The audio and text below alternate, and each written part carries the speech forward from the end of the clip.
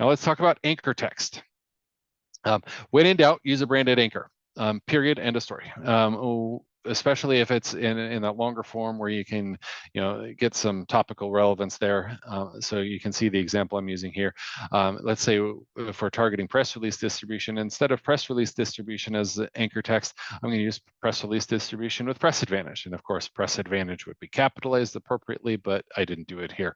The reason why we do that is because, that longer form brings the brand into play. It ties the brand together with the keyword, and it looks much less spammy than, and keyword stuffy than just having that that specific keyword in there.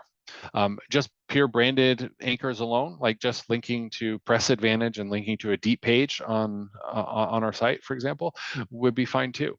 And then naked anchors are fantastic. I really actually like naked anchors a lot because they usually have good keywords in the slug, especially when we're linking to content, and we like to link to content because content, pairing, press releases with content is one of the best ways to use them.